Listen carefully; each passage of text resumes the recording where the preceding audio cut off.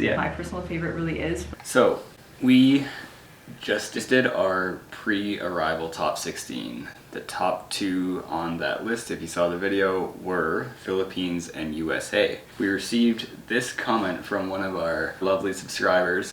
Hopefully they're subscribed. Let's hope let's get subscribed now. Come on. Laughing Buddha 8888. Hi Sierra, please do a Miss USA versus Miss Philippines since you have so many faithful Filipino followers. We want your take on this very interesting dynamic. Also, what would it look like if they were the final 2 standing? In that scenario, one of the largest pageant communities would go completely nuts. We agree. We agree. So yeah, it seems like we have to talk about this, right? It seems only fitting that right now, like, the camera just died, so the audio and like it looks different. That's why we look different, and I'm afraid I didn't really care. But anyway, this is a video we thought about doing anyways, but the fact that someone actually suggested it, we were like, okay, we definitely have to do it, because when I first competed at Miss Universe Canada 2013, I was first runner-up to Riza Santos, and Riza has Filipino background, so people said, and she went on to compete at Miss Universe, represent Canada at Miss Universe, and people were all like, oh, isn't it weird that like there are basically 2 Miss Philippines at Miss Universe, which is so ridiculous because anyone from any country can have any background. But a lot of you do seem to be very much into what our thoughts are on USA versus Philippines. And fun fact, I've said it before, but Miss USA Albany was wearing a Rian Fernandez designed gown when she won Miss USA, and Rian is a Filipino designer. I wore him at Miss Universe, wore him for my wedding, for an event I went to last year in Miami. So the fact that she was wearing a Filipino designer at Miss USA is also like a huge thing. So I would love to see her wearing him at Miss Universe. But anyway, what are your thoughts on like one versus the other? Like they're both very different. Like they're very different people, they look different, they have different advocacies. They're both amazing. It's hard to, like, we could go into more details as far as like who has the better walk, or like who's more photogenic, or who has a better, like, a cause, like who is advocating for a better thing. Yeah, I don't know. I think I'm just like excited. Like, is this like a video to talk about like who's better, you know? Yeah. I mean, because like in the title it'll probably be like USA versus Philippines, or like something like that. But it's, well, according to us, who we think would be better would be USA if you were to go to our top 16. For the hierarchy of our rankings right now. Right. But then if you look at each individual piece, who's better in each thing, you know what I mean? That's true. I mean, what do you think? Like, who has a better walk in your opinion? I think Celeste, Miss Philippines, has a better walk and stage presence. Like, she's more commanding of your attention, in my opinion. She just, like, her walk, her, like, sultry. I feel like Miss USA has right now I actually don't know if it's a benefit or not, but the fact USA always has an advantage because they have come from Miss USA and Miss Universe being like the same organization. Obviously, Miss USA wasn't supposed to be the same organization, but it rapidly became the same organization after this whole scandal or whatever. I still feel like Miss USA has an advantage of, like, she definitely would have met with Paula Sugar probably a few times. Like, I feel like there is an advantage when the organization knows a contestant better, right? Just like we said in our top 16 video, all these women who visited the Miss Universe office before have an advantage because they've met with the organization. Even just showing up there, getting a little taste of their personalities, you have an advantage, right? Definitely, yeah. And I'm on the same page. But to go back to the initial question of who I think has the better walk, and it's I don't know, we talked about this like intangible thing that the winners of Miss Universe just seem to have, and I just find myself like seeing that in USA. And when she walks, not to say like I don't pay attention when Philippines walks, but when USA walks, I can't look away, which is like, and it's hard to explain that, right? Like, it's hard, and I don't know how to put that into words, and I'm not very good at like using my words in the first place, so I don't know what that means. Like, I don't know if I just feel like she walks with more confidence or more purpose, or it's hard to obviously to describe the it factor that I feel like she possesses, but I do find when she moves with a lot of purpose. Right. So, and I really like that. And moving on from walking though. Yeah. Like, who is the better speaker in your opinion? Who is better, like, and maybe not even speaking, but who has a better stage presence? I don't know. I think of the two, to be completely honest, and it's nothing to do with like who our audience is. I feel like my personal favorite really is Philippines. Okay. Part of why she's becoming more of my favorite overall, like everything combined, kind of less so on like who's gonna place or who's gonna win, but just like a personal favorite. Sure. I actually love that she is posting so much, or others are posting of her in no makeup wearing like a hoodie. Yeah. Because that is not something we usually see. No.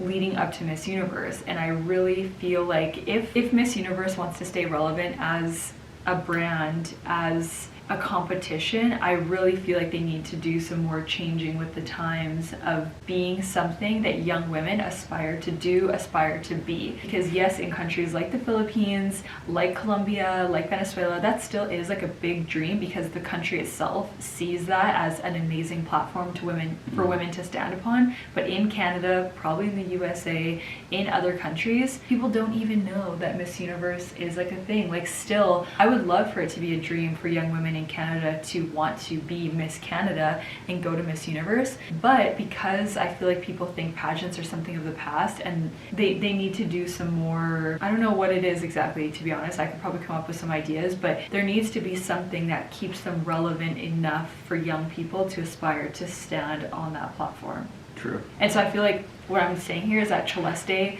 is bringing that unintentionally or intentionally. We don't really know. Right. But she's doing this whole like, I'm at Disneyland with no makeup and a hoodie on, and I'm Miss Philippines about to go to Miss Universe, and we're like, wow, I would wear a hoodie and no makeup to or to like Disneyland. People can see do you know what I mean? themselves in her, which is cool. And whether she's doing that on purpose or not, we don't know, but it's working, I think. And so do you think that the winner of Miss Universe and maybe the whole brand needs to be more authentic? Yeah, more authentic, more relatable. Maybe, maybe. I mean, who in the competition do you think is, at least to this point, has almost used that as like one of her greatest strengths? Well, Philippines. Yeah, for sure. So that's interesting. That's something. That is interesting. I mean, I don't know. Not to like lead the witness or whatever, but that's cool. I don't know. Yeah.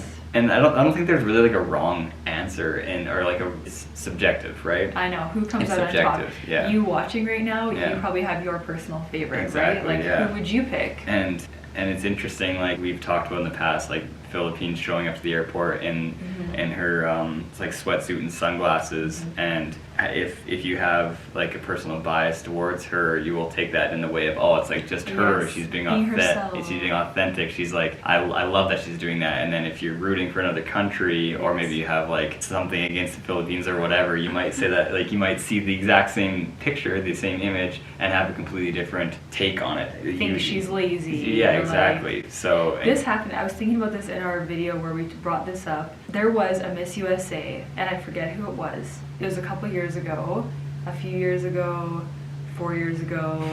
I don't remember, sorry. Actually, it was in the past. Maybe it was 2020, but she like showed up at the hotel, the host hotel for Miss Universe. I think she was wearing her USA sash. I should have looked into this before. Yeah. But she was either wearing flip-flops, she had like a duffel bag. People were like all upset, like, oh my gosh, how could she show up like that? How could the organization send her looking like that? Not that she looked bad, but we thought we should see, or what people thought we should see, is like heels, a little carry-on, a purse, glam, and that's not what we saw. So I think people thought it was like a disservice to the organization and her representation. Her appearance and what she looked like and what she was carrying gave the impression that she didn't care. That's how people took it. Yeah. But you could say the same thing then, like if you wanted, right? Just exactly what you're saying. Yeah, it's interesting how, and even like just different events, and like, not to say that USA in that instance paved the way for Celeste to wear what she wore to the airport, but it's interesting how you reflect on these things like that happen, and that like you're ridiculed for having a big body or being a plus size woman or whatever at Miss Universe, and then like it happens again, and because it's already happened, it's been like benchmarked sort of, it becomes like an inspiration to other people, and like it's just it's interesting, I guess, how different events can kind of like change how other events are like perceived, if that makes sense. I feel very much like, not, it's like between me and you, but I'm Team USA and you're Team Philippines then, right? Yeah, and it's interesting. It's because we've seen a lot of the same content, right? And but we have like different opinions. Right. Yeah, it's like anything that's judged, you're right. Yeah. Anything that is subjective. There's no, like, in hockey, it's who has the most goals wins, Yeah. the, you know? Yeah, we talked about it. Yeah, like it's totally something where you have a panel of judges and you have a result. On a different day with different judges, you could have a different result. Yeah. And it's, I mean, that kind of makes it like really exciting, like from a competition standpoint of like really anything can happen. The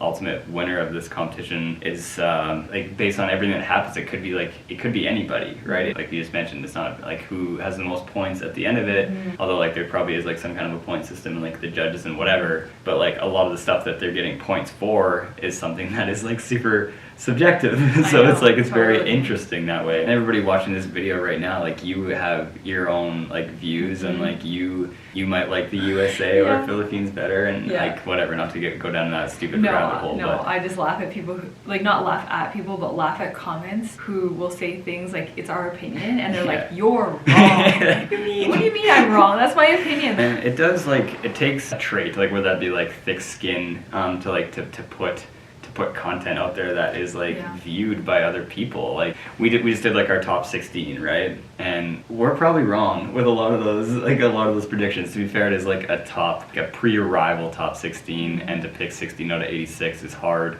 obviously, without really like knowing that much. Yeah. But it is like we put content out there, like a ranked list that knowing is like, we know we're wrong. Like we know absolutely. that some of them are not right? Yeah, like, and again, because it's subjective, and like you will have a different view than I will, and kind of getting back to what we're talking about right now, who is better between the USA and Philippines? You tell us. We kind of talked a bit about like their walk or their stage presence, or like who's advocating for a better thing. But like ultimately, like maybe like they're both not going to win. Like there's a pretty good chance that either one of them, like there's probably maybe like Puerto Rico or Peru or Colombia or Thailand, Vietnam, go on and on, like maybe that they're better than these two, but I guess this is just what we're talking about right now, so. I don't know why I sound mad. I'm not mad. Stick to the subject, okay? I'm trying my best. No, I'm just joking. Yeah, anyway, I'm sure, do you have anything else to say? No, I'm thinking, okay. Yeah, I don't think of anything else to say. I'm sure you guys will let us, that sounds angry again, let us know down in the comments who you guys like better, who you subjectively would pick. If you had to choose USA or Philippines. Like right now. Yeah, which one would you put that new crown on? What's it called again? Something change. Force for good. Forge. Force for good, I think. Force? I think, isn't it force for good? Yeah, you're right. Forge. Forge for good. Force for good. Right. Yeah, I'm so interested in what's going to happen with the Miss Universe organization. Yeah. Cool. They need us as... They don't. I feel like they need like someone who's going to like say... say what needs to be said. Okay. I remember they were all upset about that video. Okay. Anyway, okay. I feel like we didn't... whatever, that's good. That's funny.